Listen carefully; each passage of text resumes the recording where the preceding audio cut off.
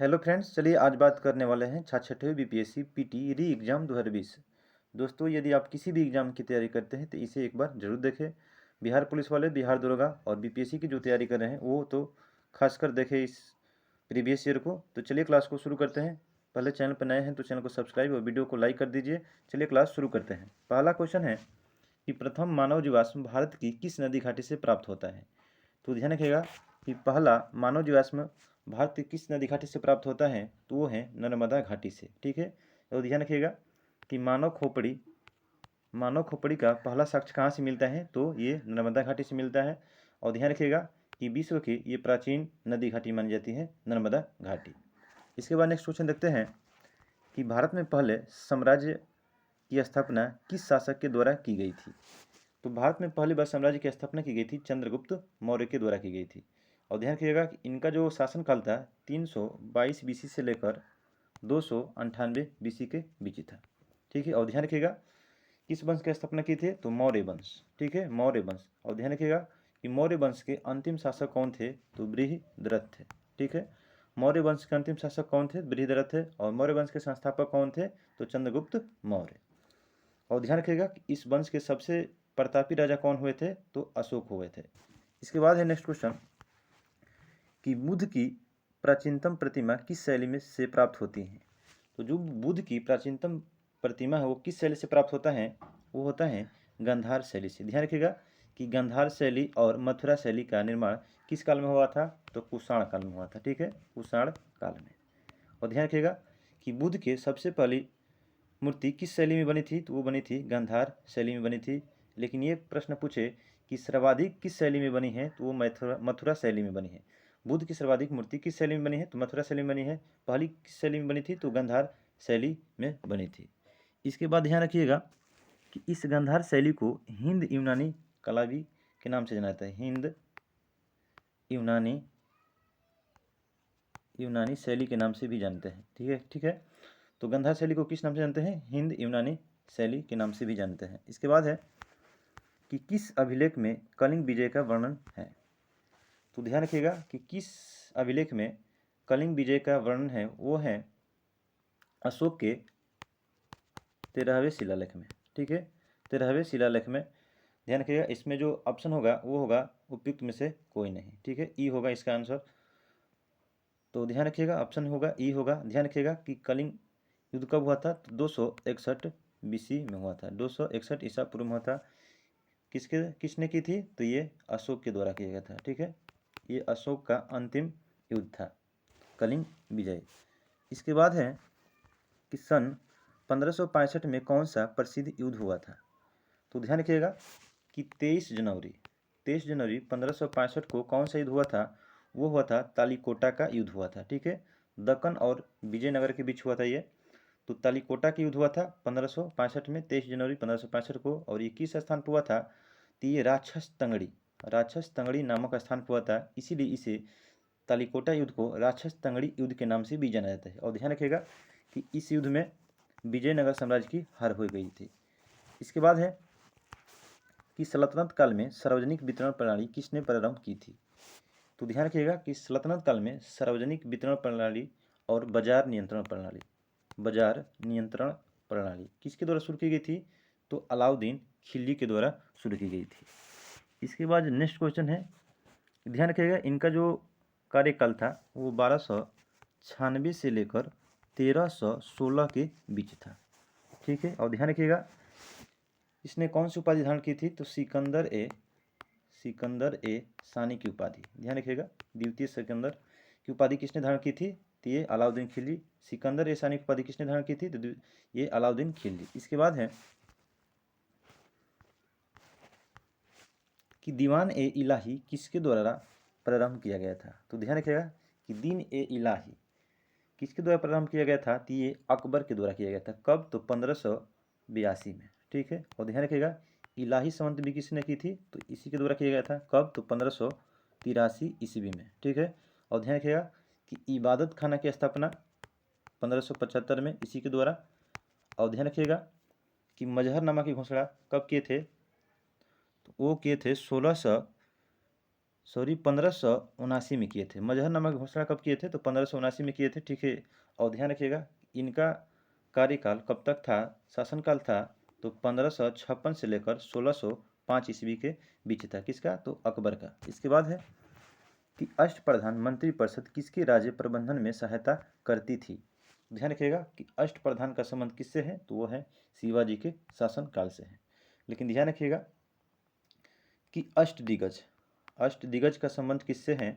वो है कृष्णदेवराय के दरबार से, ठीक है। ध्यान रखिएगा कि अष्टदिग्गज का संबंध किससे है? तो कृष्णदेवराय के दरबार से। और लेकिन अष्टप्रधान का संबंध किससे है? तो शिवाजी से संबंधित है। इसके बाद है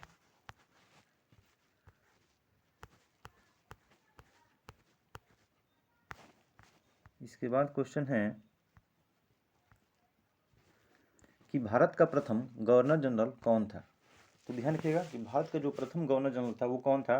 वो थे लॉर्ड विलियम बेंटिक, ठीक है। कौन थे? Lord William Bentinck. इसका जो शासनकाल था 1828 से लेकर 1835 के बीच था। ध्यान रखिएगा। लेकिन ये पूछे कि बंगाल के अंतिम गवर्नर जनरल भी कौन थे? तो वो थे कौन? Lord William Bentinck. और बंगाल के फर्स्ट गवर्नर जनरल कौन थे? तो वारेन हेस्टिंग्स, ठीक है। ध्यान रखिएगा कि भारत के प्रथम गवर्नर जनरल कौन है? तो वो है लॉर्ड विलियम बेंटिक। इनका शासनकाल है 1828 से 35। ये भी पूछे कि बंगाल के अंतिम गवर्नर जनरल कौन था? तो लॉर्ड विलियम बेंटिक, जो भारत के पहले गवर्नर जनरल बने, ठीक है। ध्यान रखिएगा कि 1833 चार्टर अधिनियम के तहत बंगाल के गवर्नर जनरल को भारत का गवर्नर जनरल कहा जाने लगा। इसके बाद है कि भारत में ब्रिटिश साम्राज्य के संस्थापक कौन था? तो ध्यान रखिएगा कि भारत में ब्रिटिश साम्राज्य का जो संस्थापक माना जाता है, किसे माना जाता है? रॉबर्ट क्लाइव का। इसका जो शासनकाल है 1757 से लेकर 1760। ध्यान रखिएगा कि भारत में ब्रिटिश साम्राज्य का संस्थापक किसे माना जाता है? रॉबर्ट क्लाइव को माना जाता है।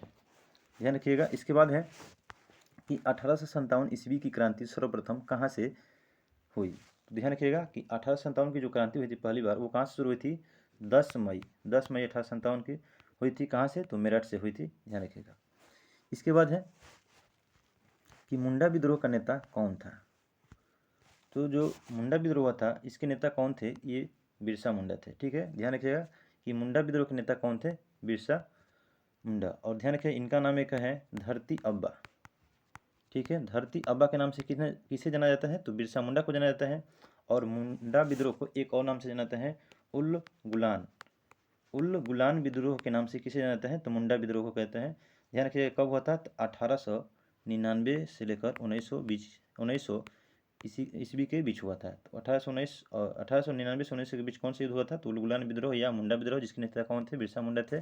और इसे धरती अब्बा के नाम से भी जाना जाता है। इसके बाद है कि आर्य समाज की स्थापना किसने की? तो ध्यान रखिएगा कि आर्य समाज की स्थापना किसके द्वारा किया गया था? तो दयानंद सरस्वती के द्वारा किया गया था। कब? तो 1875 ईस्वी में किया था। और इन्हीं के द्वारा बोला गया था कि वेदों की ओर लौटो, ठीक है। वेदों की ओर लौटो, ठीक है। इसके बाद है ध्यान रखिएगा इनके बचपन का नाम क्या था? तो मूल शंकर। इनके बचपन का नाम मूल शंकर। इसके बाद है कि प्रथम भारत रत्न प्राप्त करने वाले कौन थे? तो ध्यान रखिएगा ये भारत का सबसे सर्वोच्च सम्मान है भारत रत्न। इसकी शुरुआत 1954 ईस्वी में हुई थी। सबसे पहले किसे दिया गया था? तो सर्वपल्ली राधा कृष्ण को दिया गया था। इसके बाद सी राजगोपालचारी को दिया गया था। और साथ में कौन थे? 3 व्यक्तियों को दिया गया था। सीवी रमन को दिया गया था। तो ध्यान रखिएगा इसका जो राइट आंसर होगा कि भारत रत्न प्राप्त करने वाले कौन थे? तो सर्वपल्ली राधा कृष्ण। ध्यान रखिएगा कितने व्यक्तियों को दिया गया था पहली बार? तो 3 व्यक्तियों को दिया गया था। सर्वपल्ली राधा कृष्ण, सी राजगोपालचारी और डॉक्टर सीवी रमन को दिया गया था। कब इसकी शुरुआत हुई थी? तो 1954 ईस्वी में हुई थी। इसके बाद है कि भारतीय राष्ट्रीय कांग्रेस के द्वितीय मुस्लिम अध्यक्ष कौन थे? तो ध्यान रखिएगा कि भारतीय राष्ट्रीय कांग्रेस के जो पहले अध्यक्ष थे वो थे बदरुद्दीन तैयबजी, जो 1887 में मद्रास अधिवेशन में अध्यक्षता की थी। इसके बाद देख रहे हैं कि रहीमतुल्ला सियानी, ये कब बने थे? तो 1896 ईस्वी में बने थे, ठीक है। कहाँ पे इसका अधिवेशन हुआ था? तो कोलकाता में हुआ था, जिसकी अध्यक्षता किसने की थी? रहीमतुल्ला सियानी। और ध्यान रखिए इसी में पहली बार वंदे मातरम गीत गाया गया था। कहाँ पे? तो कलकत्ता 1896 अधिवेशन में। तो इसका जो राइट आंसर हो जाएगा वो होगा रहीमतुल्ला सियानी। इसके बाद है कि सन 1902 में लॉर्ड कर्जन ने 2 भारतीय सदस्यों को सम्मिलित करते हुए एक विश्वविद्यालय आयोग गठित किया। वे कौन थे? तो ध्यान रखिएगा कि विश्वविद्यालय आयोग का गठन कब किया गया था? तो 1902 ईस्वी में किया गया था। किसके द्वारा? तो लॉर्ड कर्जन के द्वारा किया गया था। और ध्यान रखिए इसकी अध्यक्षता किसने की थी, तो थॉमस रेले। थॉमस रेले की अध्यक्षता के तहत विश्वविद्यालय आयोग की गठन 1902 में की गई थी, लॉर्ड कर्जन ने की थी। अब ध्यान रखिएगा कि इसमें कौन कौन सम्मिलित थे। इसमें जो सम्मिलित थे वो थे सैयद हुसैन बिलग्रामी और गुरुदास बनर्जी। ध्यान रखिएगा कि सैयद हुसैन बिलग्रामी और गुरुदास बनर्जी थे किसमें, तो विश्वविद्यालय आयोग में ये 2 भारतीयों को सम्मिलित किया गया था। इसके बाद ध्यान रखिएगा कि इसी कर्जन के द्वारा 1902 ईस्वी में ही पुलिस आयोग की गठन किया गया था। पुलिस आयोग, तो पुलिस आयोग का गठन कब किया गया था, तो 1902 ईस्वी में किया गया था। किसके अध्यक्षता में, तो एंड्रयू फ्रेजर की अध्यक्षता के तहत किया गया था ये पुलिस आयोग। इसके बाद है कि पूना सार्वजनिक सभा की स्थापना किसने की थी, तो पूना सार्वजनिक सभा की जो स्थापना की थी वो किसने की थी, 1870 ईस्वी में महादेव गोविंद रानाडे के द्वारा की गई थी। ध्यान रखिएगा कि पूना सार्वजनिक सभा की स्थापना किसने की थी, तो 1870 ईस्वी में हुआ था। किसके द्वारा, तो महादेव गोविंद रानाडे के द्वारा, यानी MG रानाडे के द्वारा की गई थी। इसके बाद है कि भारतीय राष्ट्रीय कांग्रेस के द्वितीय सम्मेलन में कितने मुस्लिम प्रतिनिधियों ने भाग लिया था। तो ध्यान रखिएगा कि भारतीय राष्ट्रीय कांग्रेस का दूसरा सम्मेलन कहाँ कराया गया था, तो कलकत्ता में कराया गया था। ठीक है, और इसमें कुल कितने प्रतिनिधि भाग लिए थे, तो 431 प्रतिनिधि भाग लिए थे, जिसमें से 33 मुस्लिम प्रतिनिधि थे। तो ध्यान रखिए इसका जो राइट आंसर हो जाएगा ऑप्शन बी होगा। ठीक है, इसके बाद है कि चंपारण आंदोलन मुख्यतः किसके विरुद्ध में था, तो चंपारण आंदोलन मुख्यतः किसके विरुद्ध में था, तो वो नकदी फसल नील के विरुद्ध में था।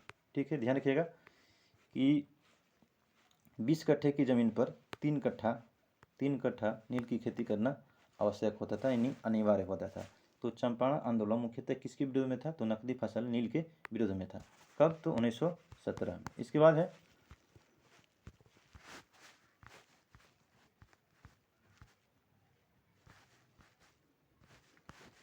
है कि 1885 ईस्वी में WC बनर्जी द्वारा इंगित भारतीय राष्ट्रीय कांग्रेस के निम्न उद्देश्यों में से कौन सा नहीं था।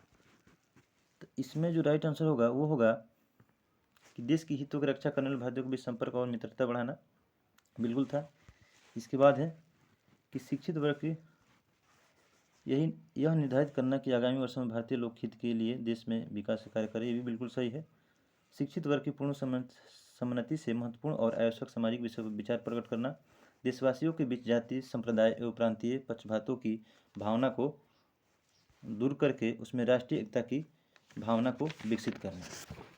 इसका जो राइट आंसर होगा वो होगा उपयुक्त में से कोई नहीं, इनका सभी था। ठीक है, इसमें जो राइट आंसर हो जाएगा ऑप्शन होगा वो होगा उपयुक्त में से एक से अधिक होगा। ठीक है, एक से अधिक। इसके बाद है कि सन 1906 ईस्वी में लंदन में अभिनव भारत सोसाइटी की स्थापना किसने की थी। ध्यान रखिएगा कि अभिनव भारत सोसाइटी की स्थापना किसने की थी, तो BD सावरकर के द्वारा किया गया था। कहाँ पे, तो लंदन में किया गया था। कब, तो 1906 ईस्वी में किया गया। तो ध्यान रखिएगा कि 1904 ईस्वी में इनके द्वारा अभिनव भारत की स्थापना की गई थी। ध्यान रखिएगा कि अभिनव भारत की स्थापना BD सावरकर ही किए थे। कब, तो 1904 ईस्वी में किए थे। लेकिन अभिनव भारत सोसाइटी की स्थापना कहाँ किए थे, तो लंदन में किए थे। कब किए थे, तो 1906 ईस्वी में किए थे, BD सावरकर के द्वारा की गई थी। इसके बाद है कि भारत छोड़ो आंदोलन के दौरान बंकरी का टापू में अखिल भारतीय आज़ाद राष्ट्र का गठन किया था। तो ध्यान रखिएगा कि आज़ाद राष्ट्र का गठन किसके द्वारा किया गया था, तो जयप्रकाश नारायण के द्वारा किया गया था। कब किया गया था, तो 1942 ईस्वी में की गई थी। और ध्यान रखिएगा इसका जो उद्देश्य था कि गुरिल्ला युद्ध के माध्यम से युवाओं को प्रशिक्षित करना। और ध्यान रखिएगा कि आज़ाद राष्ट्र के नेपाल में की गई थी इसकी गठन। आज़ाद राष्ट्र के संचालक कौन थे, तो राम मनोहर लोहिया।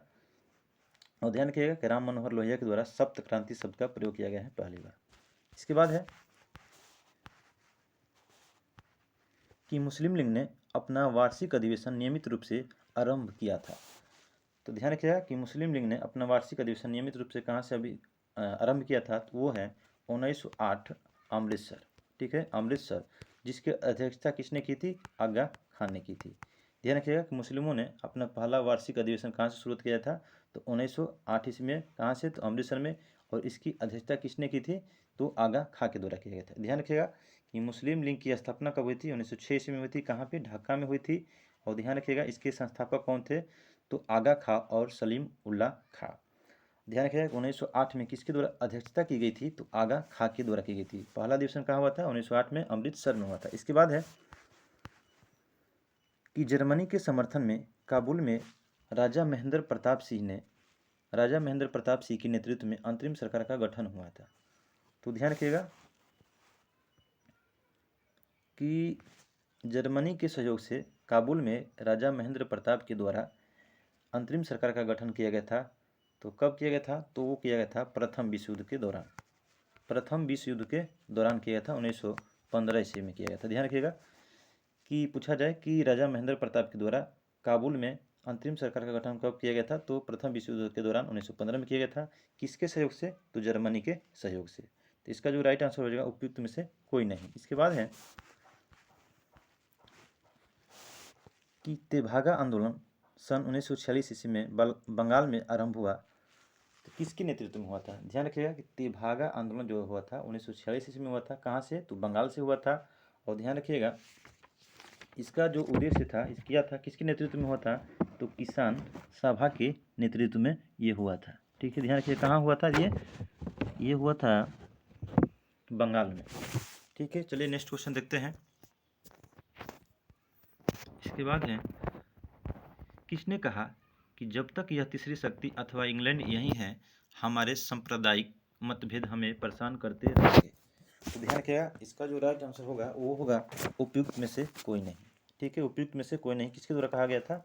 तो महात्मा गांधी के द्वारा कहा गया था कि जब तक यह तीसरी शक्ति अथवा इंग्लैंड यही है, हमारे सांप्रदायिकता मतभेद हमें परेशान करते रहें। किसके द्वारा कहा गया था? तो गांधी के द्वारा कहा गया था। ठीक है, इसका राइट आंसर होगा उपयुक्त में से कोई नहीं। इसके बाद है कि 1934 ईस्वी में कांग्रेस सोशलिस्ट पार्टी की स्थापना की गई थी। तो ध्यान रखिएगा कि कांग्रेस सोशलिस्ट पार्टी की स्थापना कब की गई थी? तो 1934 ईस्वी में की गई थी। ठीक है, और किसके द्वारा किया गया था? तो जयप्रकाश नारायण और आचार्य नरेंद्र देव के द्वारा की गई थी। और ध्यान रखिएगा कि कांग्रेस सोशलिस्ट पार्टी के अध्यक्ष किसे बनाया गया था? तो ये बनाया गया था आचार्य नरेंद्र देव को। और जयप्रकाश नारायण को क्या बनाया गया था? तो सचिव बनाए गए थे। ध्यान रखिएगा कि कांग्रेस सोशलिस्ट पार्टी के अध्यक्ष कौन थे? आचार्य नरेंद्र देव थे। लेकिन सचिव किसे बनाया गया था? तो जयप्रकाश नारायण को बनाया गया था। इसके बाद है चलिए यहाँ पर देखते हैं पहले। इसके बाद जो क्वेश्चन है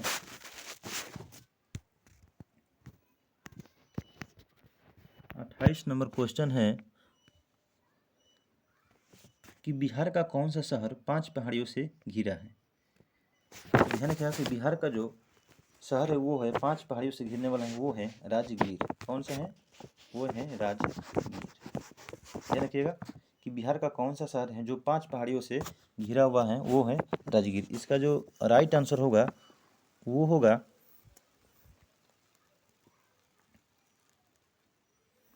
ऑप्शन ई।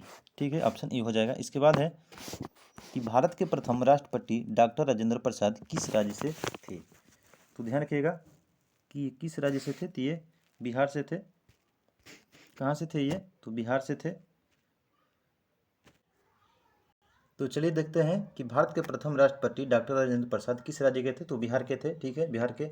इनका जो जन्म हुआ था 3 दिसंबर 1884 ईस्वी में हुआ था। कहाँ पे? तो जीरादेई में। ठीक है, जीरादेई गांव में हुआ था। और ध्यान रखिएगा कि ये भारत के प्रथम राष्ट्रपति थे। कब तक थे? तो 1950 से लेकर 1962 के बीच थे। ठीक है, 1962 के बीच थे। और 1962 में इसे भारत रत्न पुरस्कार से सम्मानित की गई थी। इसके बाद है कि बिहारी छात्र सम्मेलन का 16वां अधिवेशन कहाँ हुआ था? तो बिहारी छात्र सम्मेलन का 16वां जो अधिवेशन हुआ था वो कहाँ हुआ था? वो हुआ था हजारीबाग में हुआ था। ठीक है, कहाँ पे हुआ था? ध्यान रखिएगा कि बिहारी छात्र सम्मेलन का 16वां अधिवेशन कहाँ हुआ था? तो हजारीबाग में हुआ था। ये ध्यान रखिएगा। इसके बाद है कि बिहार के चिरांद नामक पूरा स्थल की प्राचीनतम संस्कृति है। ध्यान रखिएगा कि ये जो देख रहे हैं कि चिरांद, ये कहाँ पे हैं? ये हैं छपरा में। ठीक है, ये छपरा में है स्थल। और ध्यान रखिएगा कि इसका संबंध किससे है? तो नौ पसाड़ी संस्कृति से संबंधित है। नौपसाणिक संस्कृति से संबंधित है किसका, तो चिरांद का, जो कहाँ पे है, बिहार के छपरा जिला में है। और ध्यान रखिएगा इससे क्या प्राप्त हुआ है, तो हड्डी और पत्थरों के औजार प्राप्त हुए हैं। ध्यान रखिएगा कि बिहार के जो स्थान चिरांद है ये नौपसाड़ी काल का स्थल है, और इससे क्या प्राप्त होता है, वो होता है हड्डी और पत्थरों के औजार यहाँ से प्राप्त होता है। ध्यान रखिएगा। इसके बाद है कि बाबा ठाकुर दास ने पटना में किस सोसाइटी की स्थापना की, तो ध्यान रखिएगा कि बाबा ठाकुर दास के द्वारा पटना में सोसाइटी की स्थापना की गई थी, वो की गई थी रामकृष्ण मिशन सोसाइटी की स्थापना। ध्यान रखिएगा कि रामकृष्ण मिशन सोसाइटी की स्थापना किसके द्वारा की गई थी, तो बाबा ठाकुर दास के द्वारा पटना में की गई थी। कब किए थे, तो 1906 ईस्वी में किए थे। ध्यान रखिएगा कि रामकृष्ण मिशन सोसाइटी की स्थापना किसने की थी, तो ठाकुर दास के द्वारा किया गया था, पटना में किया गया था। कब, तो 1906 ईस्वी में किया गया था। लेकिन ध्यान रखिएगा कि रामकृष्ण मिशन की स्थापना 1897 ईस्वी में की गई थी। किसके द्वारा, वो किया गया था विवेकानंद के द्वारा। लेकिन क्वेश्चन ये अलग है, ध्यान रखिएगा। इसके बाद है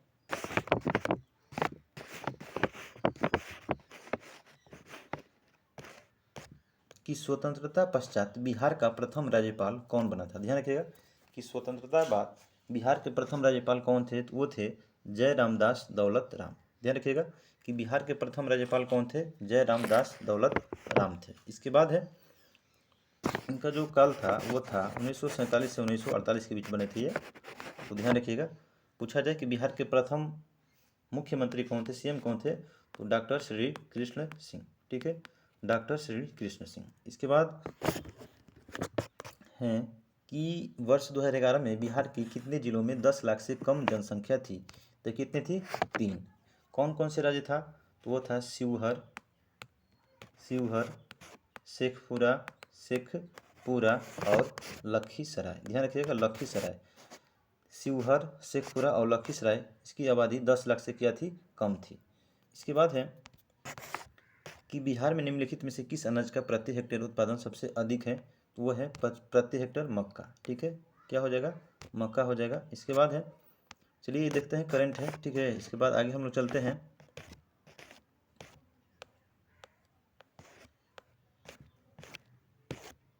चलिए देखते हैं कि कुंवर सिंह जगदीशपुर में कब प्रविष्ट हुए। तो ध्यान रखिएगा कि वीर कुंवर सिंह जगदीशपुर में कब प्रविष्ट हुए थे, तो वो हुए थे 22 अप्रैल 1858 को हुए थे। ध्यान रखिएगा कि कुंवर सिंह के द्वारा जगदीशपुर में कब प्रविष्ट हुआ गया था, तो वो हुए थे 22 अप्रैल 1858 को हुए थे।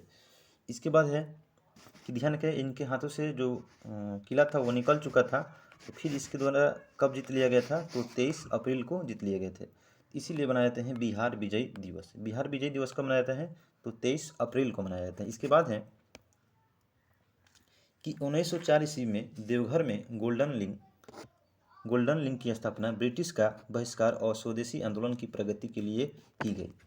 तो कहाँ पे की गई थी, ये किया गया था बिहार में। ठीक है, ध्यान रखिएगा कि देवघर यानी झारखंड, बिहार उस समय बिहार का ही भाग था। तो ध्यान रखिएगा कि गोल्डन लिंक की स्थापना कब की गई थी, तो 1904 ईस्वी में की गई थी। कहाँ पे की गई थी, तो बिहार में की गई थी। और इसका उद्देश्य था कि ब्रिटिश का बहिष्कार और स्वदेशी आंदोलन का क्या करना, प्रगति के लिए काम करना। इसके बाद है कि सन 1875 ईस्वी में बिहार हेराल्ड आरंभ किया था। तो किसके द्वारा किया गया था, ध्यान रखिएगा कि 1875 में बिहार हेराल्ड, ये अंग्रेजी समाचार पत्र था। ठीक है, बिहार हेराल्ड ये अंग्रेजी समाचार पत्रिका थी, जिसकी कब किया गया था, तो 1875 में किया गया था। किसके द्वारा किया गया था, तो बाबू गुरु प्रसाद सेन के द्वारा किया गया था। ध्यान रखिएगा कि बिहार हेराल्ड ये अंग्रेजी समाचार पत्र था, उन्हें 1875 में किया गया था। शुरुआत इसकी बाबू गुरु प्रसाद सेन के द्वारा की गई थी। और ध्यान रखिएगा कि बिहार का प्रथम हिंदी समाचार पत्र कौन था, तो ध्यान रखिएगा कि बिहार का जो प्रथम हिंदी समाचार पत्र था वो था बिहार बंधु। ठीक है, ध्यान रखिएगा, जिसकी प्रकाशन 1874 ईस्वी में की गई थी। ध्यान रखिएगा कि बिहार का पहला हिंदी समाचार पत्र कौन था, वो था बिहार बंधु, जिसका प्रकाशन कब किया गया था, 1874 ईस्वी में। इसके बाद नेक्स्ट चलिए देखते हैं कि बिहार में प्रथम समेकित चेक पोस्ट कब स्थापित किया गया। तो बिहार में पहली बार समेकित चेक पोस्ट का स्थापना किया गया था। कब, तो 2018 ईस्वी में की गई थी। इसके बाद है कि जानवरों के प्रति क्रूरता की रोकथाम को भारतीय संविधान के किस सूची में रखा गया है? तो किस में रखा गया है? तो समवर्ती सूची में रखा गया है। ध्यान रखिएगा कि इसमें कुल कितने विषय हैं? इसमें है 52। ठीक है। इसके बाद है कि संविधान सभा का प्रथम बैठक कब हुई? तो ध्यान रखिएगा कि संविधान सभा का जो पहला बैठक हुआ था वो हुआ था 9 दिसंबर 1946 को, और इसी में संविधान सभा का अस्थायी अध्यक्ष किसे चुना गया था? तो डॉक्टर सच्चिदानंद सिन्हा को चुना गया था। और दूसरा अधिवेशन कब हुआ था? तो 11 दिसंबर 1946 को हुआ था। इसमें अस्थायी अध्यक्ष किसे चुना गया था? तो डॉक्टर राजेंद्र प्रसाद को चुने गए थे। इसके बाद है कि भारत के राष्ट्रपति के चुनाव मंडल में कौन कौन सम्मिलित होते हैं? तो ध्यान रखिएगा कि राष्ट्रपति के चुनाव में कौन कौन भाग लेते हैं? तो संसद के दोनों सदनों के सभी निर्वाचित सदस्य तथा राज्य विधानसभा के निर्वाचित सदस्य।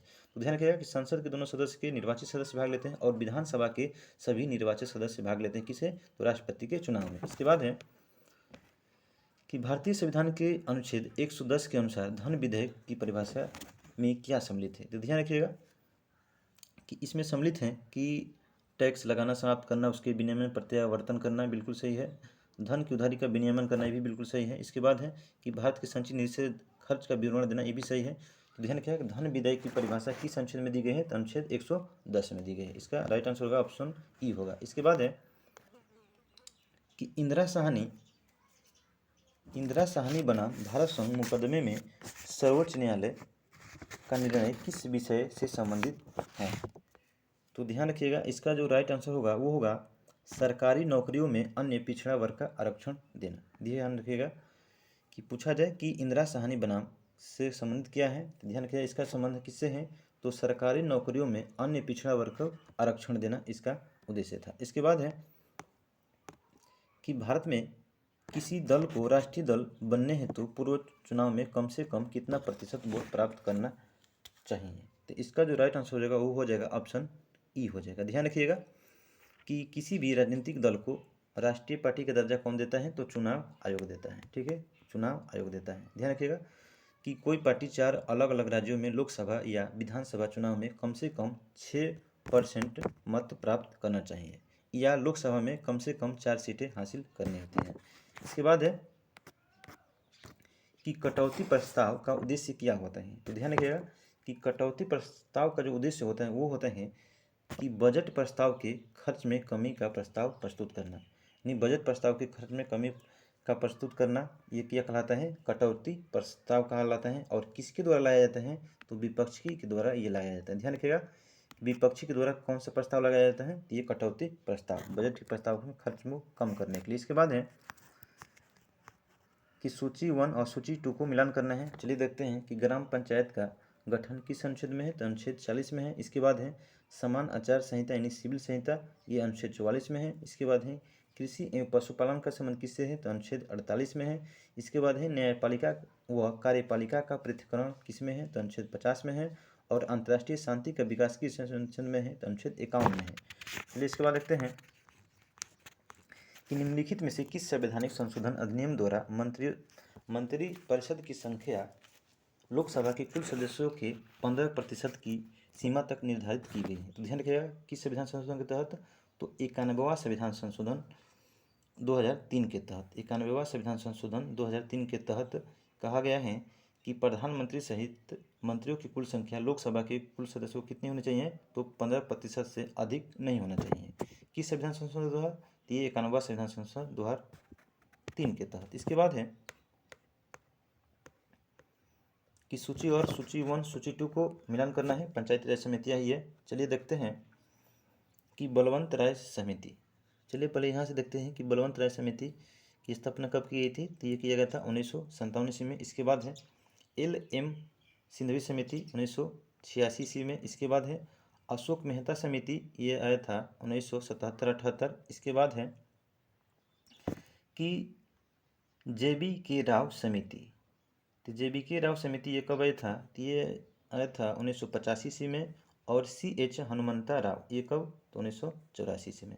ध्यान रखिएगा बलवंत राय मेहता समिति 57 में, LM समिति 1986 में, अशोक मेहता समिति 1977-78 में। और इसके बाद है JBK राव समिति, इसका संबंध किससे है? तो 1985 में इसका गठन किया गया था। इसके बाद है CH हनुमंता राव का संबंध, इसकी स्थापना कब की थी? 1984 ईस्वी में। इसके बाद है नेक्स्ट क्वेश्चन देखते हैं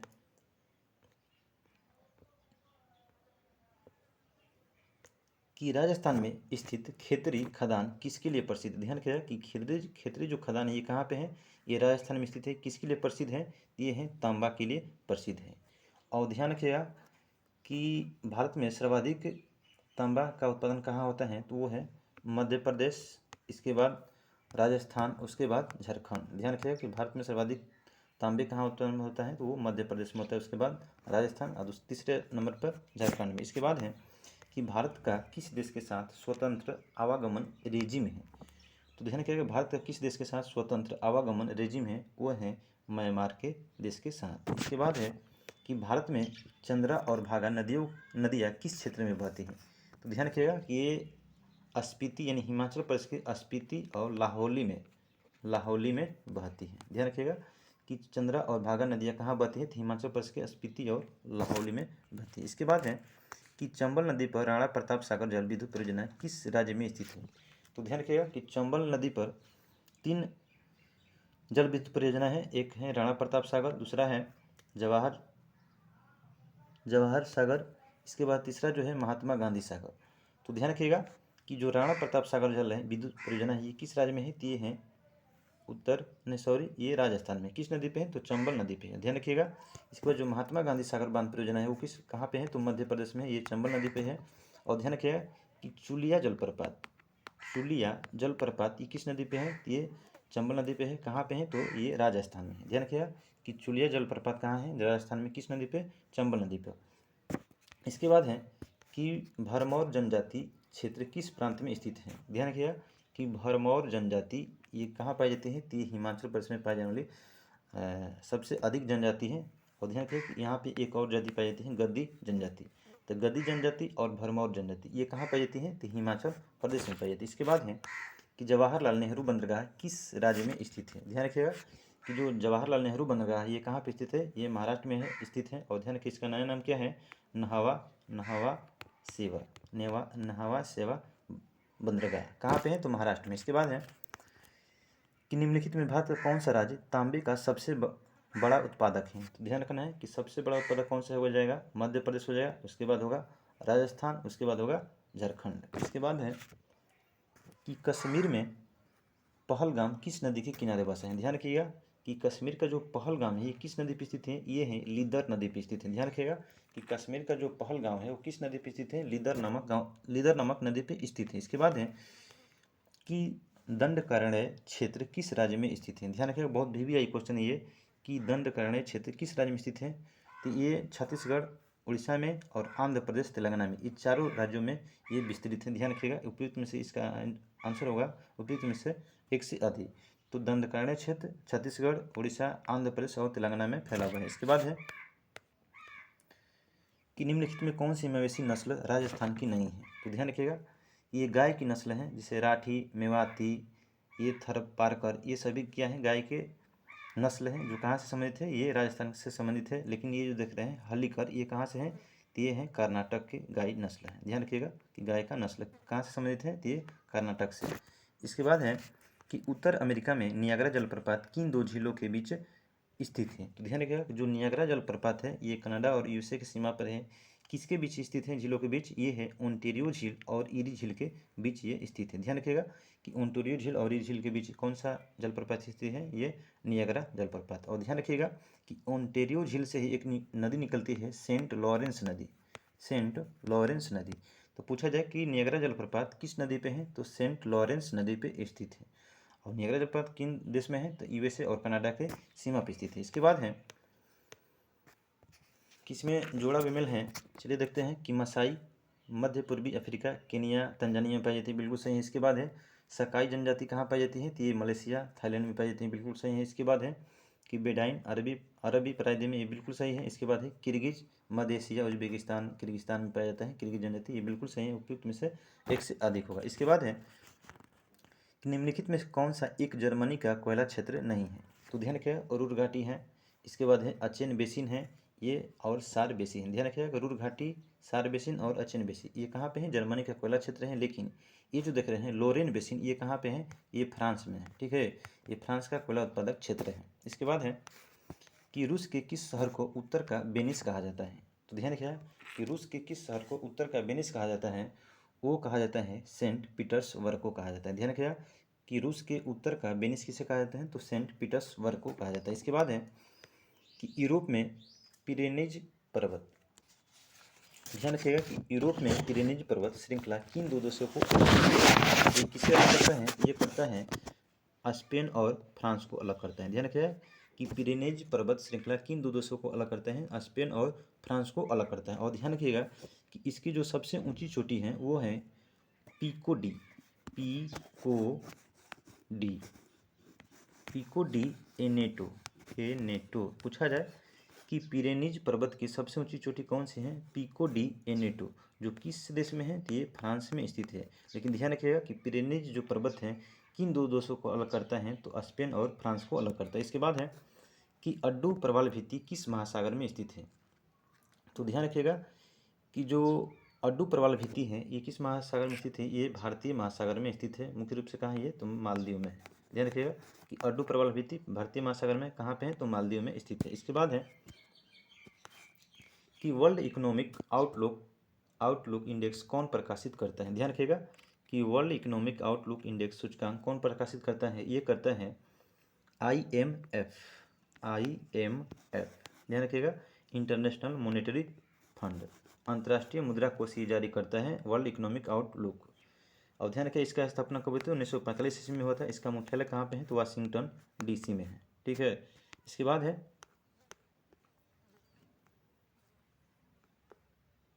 क्षेत्र नंबर है निम्नलिखित में से कौन सी एक सकल घरेलू उत्पाद GDP गणना करने का विधि नहीं है। ध्यान रखिएगा कि GDP गणना करने का एक विधि नहीं है, वो है हसमान लागत विधि। ध्यान रखिएगा ये जो देख रहे हैं व्यय विधि इससे की जाती है, आय विधि से की जाती है और उत्पादन विधि से की जाती है। उत्पादन विधि, आय विधि और व्यय विधि से GDP का गणना किया जाता है, लेकिन हसमान लागत विधि के द्वारा नहीं की जाती। इसके बाद है कि भारत में राष्ट्रीय आय का आंकड़ा में कौन सा कार्यालय या संस्थान जारी करता है। ध्यान रखें इसमें जो होगा वो होगा CSO,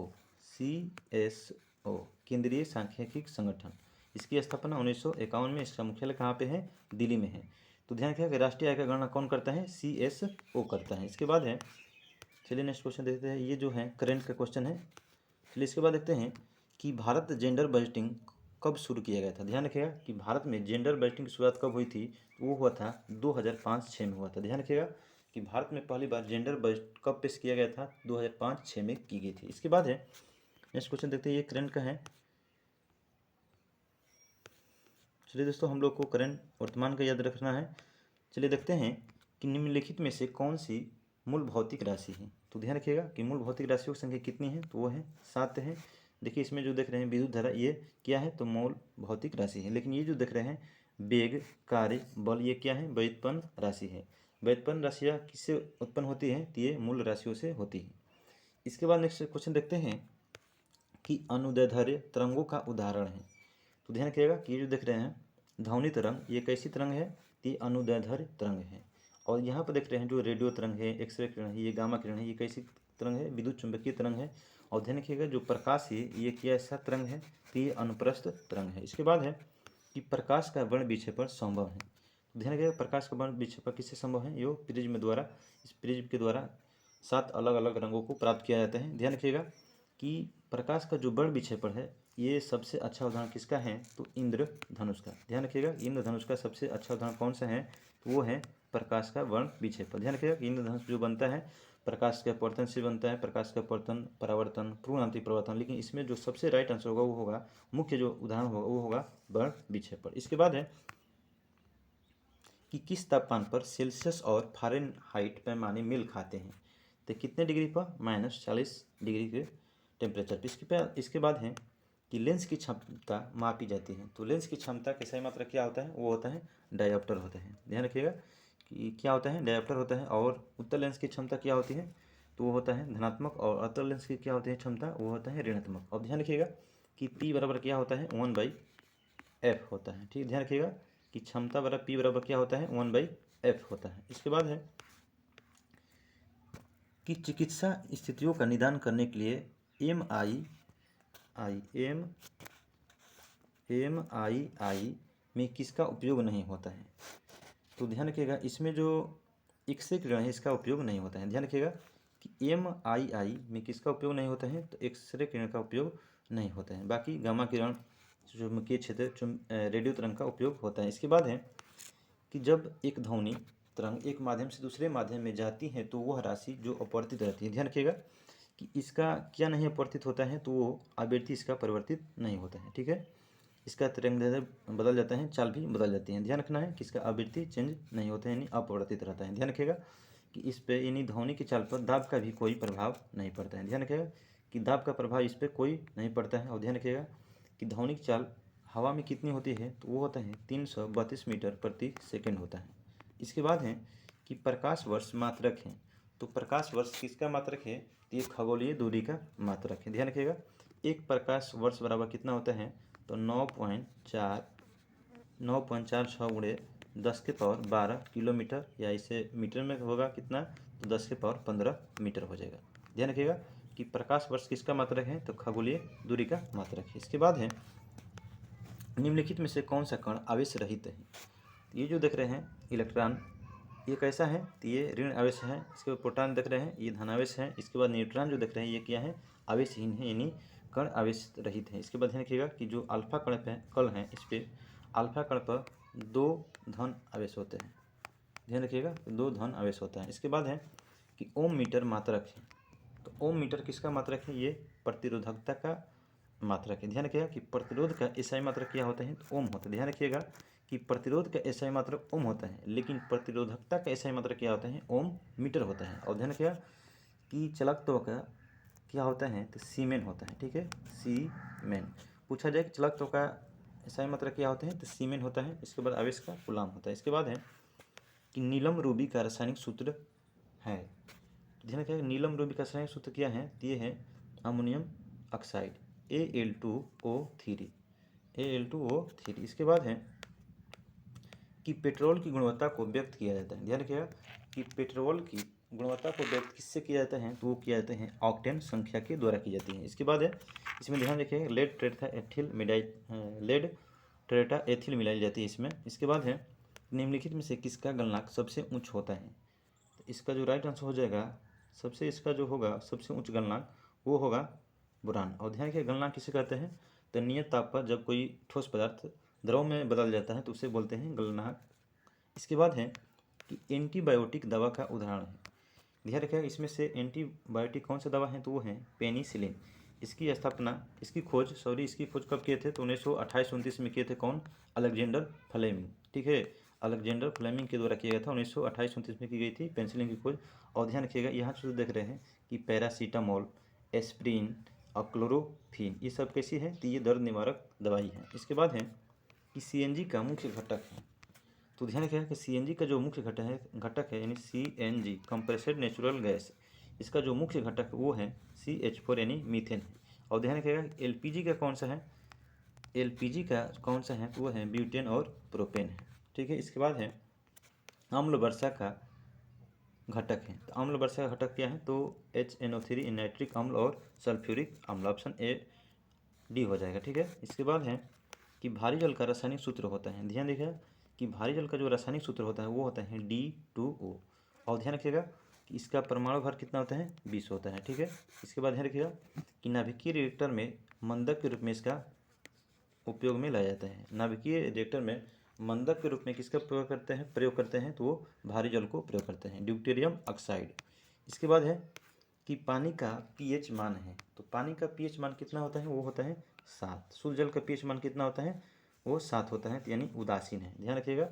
इसके बाद है कि प्राकृतिक रबर किसका बहुलक है, तो ध्यान रखिएगा जो प्राकृतिक रबर है ये किसका बहुलक होता है, ये होता है आइसोप्रीन का होता है।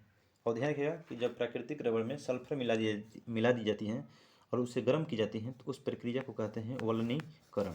ठीक है, यानी सल्फर के साथ मिला दिया जाता है रबड़ को, तो उसको बोलते हैं वलनीकरण की प्रक्रिया। और ध्यान रखिएगा कि रबड़ को कठोर बनाने के लिए क्या मिलाया जाता है, तो रबड़ को कठोर बनाने के लिए मिलाया जाता है कार्बन, लेकिन रबड़ को लचीला बनाने के लिए क्या मिलाया जाता है, वो मिलाया जाता है सल्फर। ध्यान रखिएगा कि लचीला बनाने के लिए सल्फर और कठोर बनाने के लिए कार्बन का प्रयोग किया जाता है, किसमें, तो प्राकृतिक रबड़ में। इसके बाद नेक्स्ट क्वेश्चन देखते हैं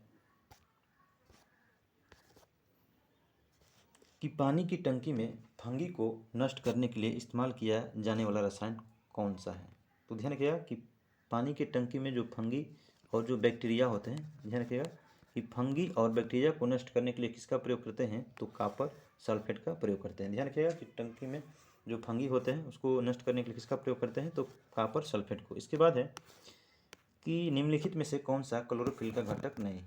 ध्यान रखिएगा कि कार्बन है, हाइड्रोजन है, मैग्नीशियम है और नाइट्रोजन है, लेकिन ये जो देख रहे हैं कैल्शियम, ये कैल्शियम नहीं होता है। ठीक है, ध्यान रखिएगा कि क्लोरोफिल में क्या नहीं होता है, तो ये कैल्शियम नहीं होता है। लेकिन ध्यान रखिएगा कि क्लोरोफिल का मुख्य घटक कौन सा है, तो वो है मैग्नीशियम। ठीक है, मुख्य घटक कौन सा है, मैग्नीशियम है। इसके बाद है कि पौधों में पानी पहुंचाया जाता है। तो पौधों में पानी और लवण यानी जल और लवण किसके द्वारा पहुंचाया जाता है, तो जाइलम उत्तक के द्वारा, जाइलम उत्तक के द्वारा, और ये फ्लोएम के द्वारा क्या फैलाया जाता है, तो खाद्य पदार्थ। ठीक, ध्यान रखिएगा कि खाद्य पदार्थों का संवहन पौधे के अन्य भागों में किसके द्वारा की जाती है, तो फ्लोएम के द्वारा की जाती है। अब ध्यान रखिएगा कि किसी भी पौधे की आयु कैसे ज्ञात की जाती है, तो जाइलम उत्तक के, ध्यान रखिएगा कि जाइलम उत्तक के वार्षिक वलय को गिनकर ही किसी भी पौधे की आयु ज्ञात की जाती है। और ध्यान रखिएगा कि जाइलम एवं फ्लोएम ये दोनों कैसा उत्तक हैं, तो संवहनीय उत्तक है। ठीक है, संवहनीय उत्तक है। इसके बाद है कि प्रकाश संश्लेषण के दौरान हरे पौधे अवशोषित करते हैं। तो किसको करते हैं, इसका जो होना चाहिए नाइट्रोजन को करते हैं। इसमें जो होगा ऑप्शन डी हो जाएगा। ठीक है, ये किसको प्रकाश संश्लेषण के दौरान हरे पौधे किसको अवशोषित करते हैं, तो CO2 को करते हैं। इसके बाद करते हैं जल को। ठीक है, इसके बाद सूर्य के प्रकाश को। ध्यान रखिएगा कि CO2 जल और सूर्य के प्रकाश को अवशोषित करते हैं, लेकिन बाहर किसको निकालता है, तो ये ऑक्सीजन को निकालता है। और प्रकाश संश्लेषण की प्रक्रिया द्वारा पौधे क्या करते हैं, अपना भोजन बनाते हैं। इसके बाद है कि ऑक्सीजन अनुपस्थित होती है। तो किस में ऑक्सीजन अनुपस्थित होती है, तो वो होता है केरोसिन में। ध्यान रखिएगा कि केरोसिन में ऑक्सीजन नहीं होती है। इसके बाद है कि एंजाइम लाइपेज का स्रोत है, तो ध्यान रखिएगा अग्नाशय से।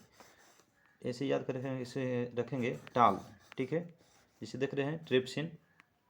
इसके बाद है ए से हो जाएगा एमाइलेज और एल से हो जाएगा लाइपेज। तो ध्यान रखिएगा कि ट्रिप्सिन, एमाइलेज और लाइपेज ये कहाँ से स्रावित होता है एंजाइम, तो ये अग्नाशय यानी पैनक्रियाज से होता है।